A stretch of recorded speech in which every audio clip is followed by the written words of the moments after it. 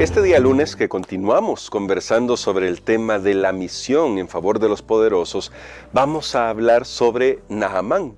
Y qué tremenda la lección que tenemos aquí, mis hermanos.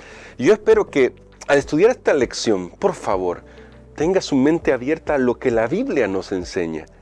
¿Verdad que a veces nosotros queremos que las cosas se den muy a nuestra manera? ¿Verdad que nosotros a veces queremos que las cosas se hagan muy a la manera en que yo pienso que se deberían hacer porque así se han hecho siempre? No estoy diciendo de que no haya formas correctas de hacer las cosas, claro que las hay, pero una cosa son los principios, porque hay principios que son siempre inamovibles, y otras cosas son las prácticas. Pero resulta que los seres humanos somos más tendientes a elevar las prácticas al nivel de los principios y las confundimos. Y lo digo con todo el cariño del mundo, no porque yo sepa cómo hacer bien esa diferencia, de verdad, yo les puedo dar mi opinión. Yo sí tengo claro en mi mente cómo deben separarse los principios de las prácticas, pero tal vez no sea su opinión. Y quiere decir que al fin y al cabo puede ser que ambos tengamos algo de razón y no. Esto es parte del crecimiento en Cristo, porque es parte de ir madurando. Y la lección de Naamán, hablar de Naamán, nos introduce justamente en esto. Si usted va a 2 de Reyes capítulo 5, versos del 1 al 19, encontrará toda la historia. Pero hoy vamos a resumirla brevemente, pero le invito, lee ese texto. Antes de entrar de lleno a la lección, quiero invitarle a hacer una oración conmigo. Querido Padre, tenemos mucho que aprender sobre cómo tú esperas que tus siervos y tus siervas podamos hacer la diferencia en este mundo. A veces queremos que las cosas, o creemos que las cosas van a hacer la diferencia si se hacen a mi manera, pero te rogamos, ayúdanos a comprender que tú tienes un plan mayor, más grande de lo que nosotros imaginamos, y danos sabiduría, por favor, Padre. Lo pedimos en el nombre de Cristo Jesús. Amén. Vuelvo a repetirle que le invito a leer todo el relato del general Naamán en 2 de Reyes, capítulo 5, versos del 1 al 19, porque aquí Dios nos muestra varias lecciones. Y vamos a comenzar con la más evidente. ¿Cómo supo Naamán que había alguien que podía ayudarle? La razón es que allí, en donde él vivía, había una esclava. Note la palabra que estoy usando, había una esclava. A veces suavizamos la palabra con una sierva, porque pensamos que siervo y esclavo son diferentes, pero en realidad es básicamente lo mismo. Había una esclava.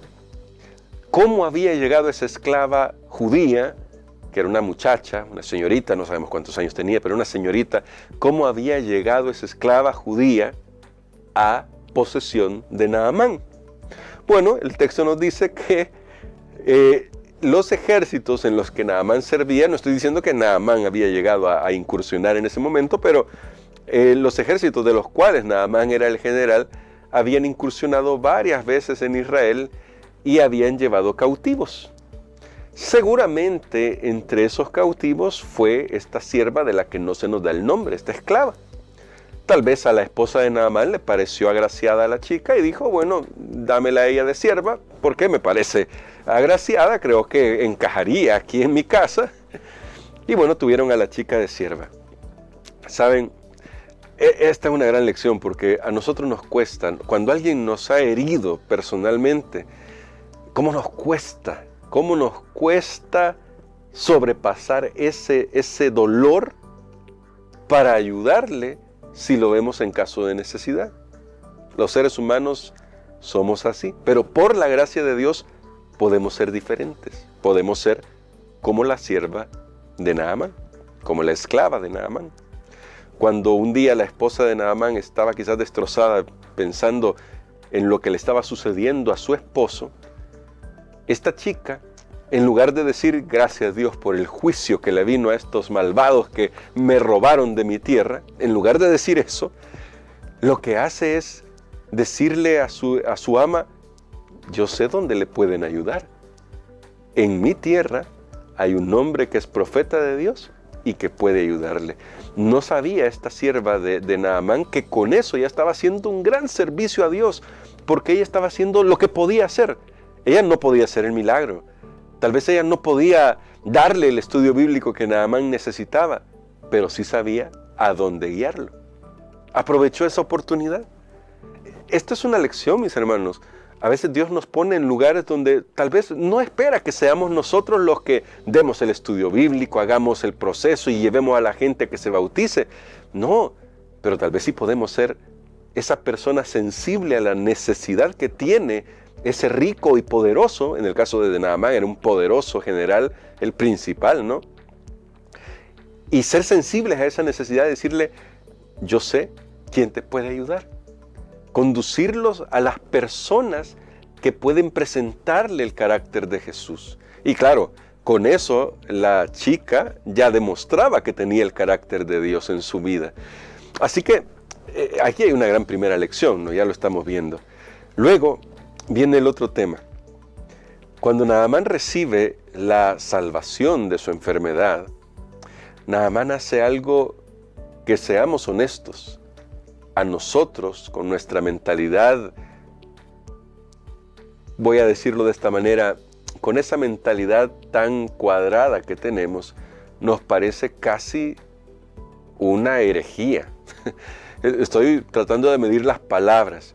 Vuelvo a repetir algo que dije al principio. Hay principios que son inamovibles, pero cuidado con convertir nuestras prácticas y elevarlas al nivel de principios. Naamán hace dos cosas.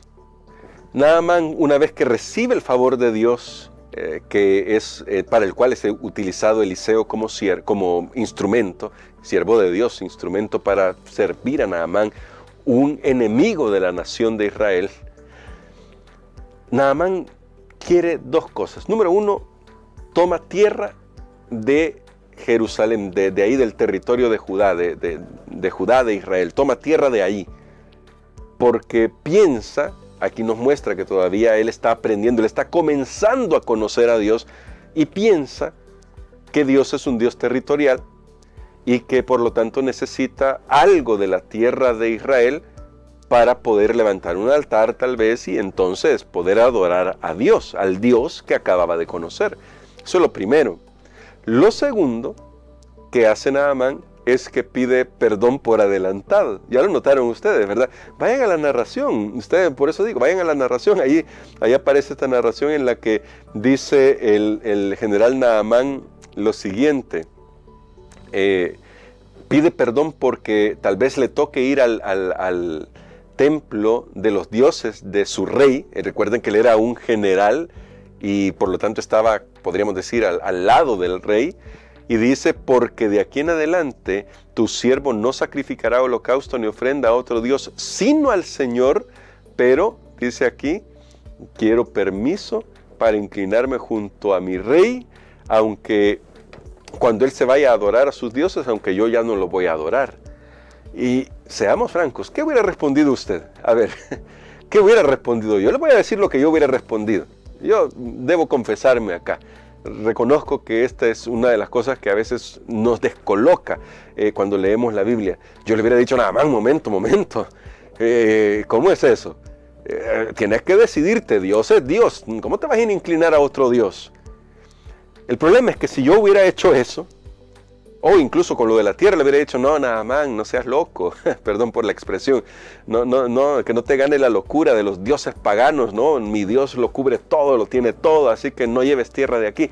Si yo me hubiera puesto a alegar en ese momento con Naamán, pregunto, ¿eso le hubiera servido a Naamán para su crecimiento espiritual?